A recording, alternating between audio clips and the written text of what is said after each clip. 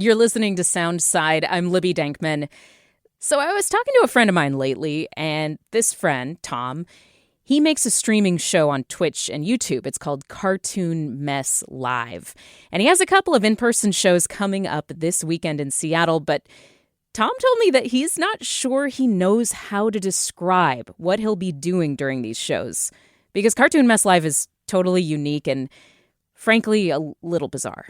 I just feel like an idiot every time I talk about it, like because everyone looks at me like I'm crazy, or that they just can't follow, and it's because there's no vocabulary for what I'm just describing to them. So I said, okay, challenge accepted, Tom. I'm gonna use my powers of audio storytelling to try and explain this weird art form you've invented.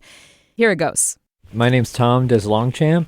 I do maybe too many things, but the thing I'm doing this week that's very exciting is a cartoon comedy show that is live animated. And it's very difficult to advertise this show because no one has any concept what a live animated show is in general.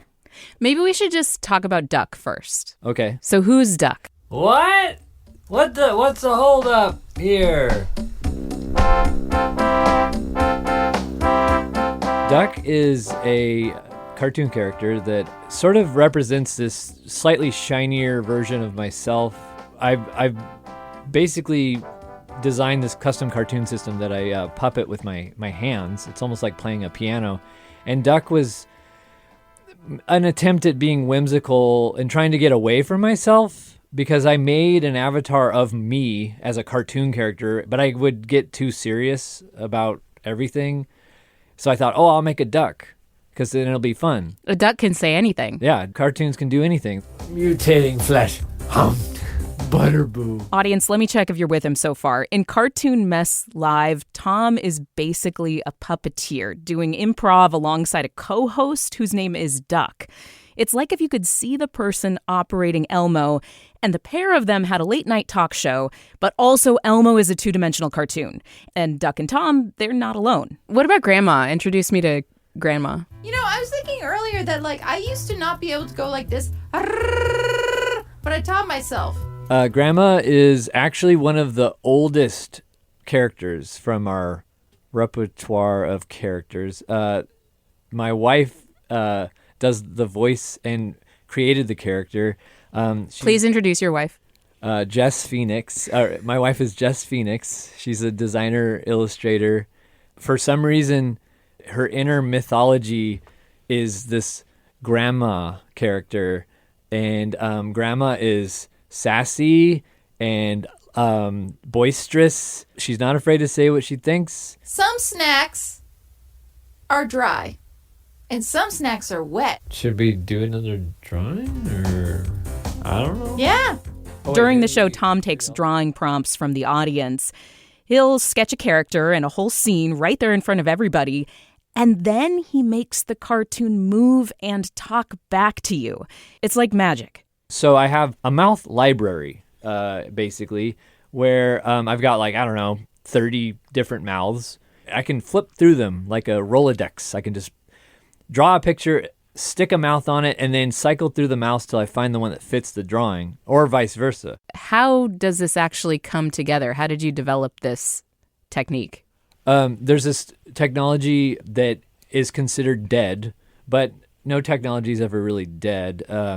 It's called Flash, and it had a big era in the early 2000s to mid-teens.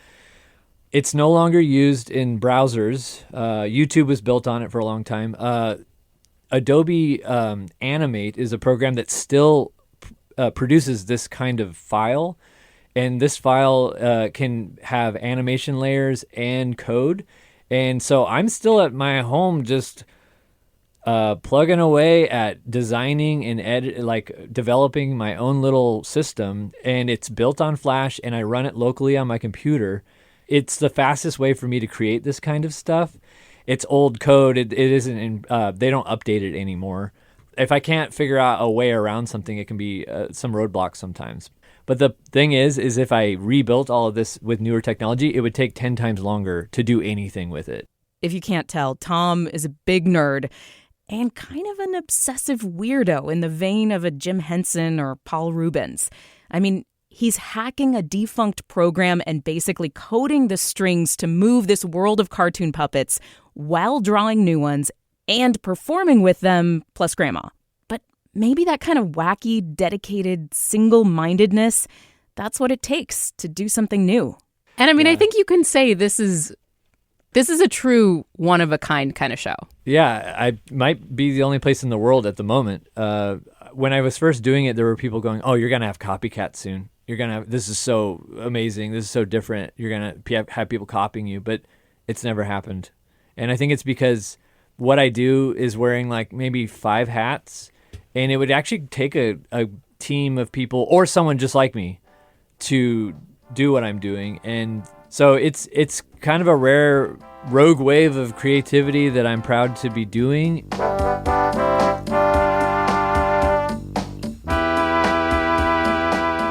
And I love it. I get lost in it, and the improv kind of just starts to fall out of my brain because my hands are so busy. I'm too busy to be self-conscious or like, I don't know, stage fright or whatever. It just kind of goes away because I have to keep moving.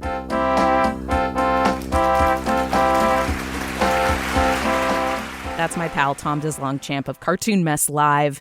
Sorry I called you an obsessive weirdo, Tom. You can see this rogue wave of creativity in person at the Rabbit Box Theater in Pike Place Market this Friday, July 18th, and Saturday, July 19th. Show starts at 8 p.m. Tickets and info for Cartoon Mess Live are available at therabbitboxseattle.com. Thanks for listening to Soundside. And hey, this show is only possible because listeners support us. If you are able to give right now, check out the show notes for a link to donate.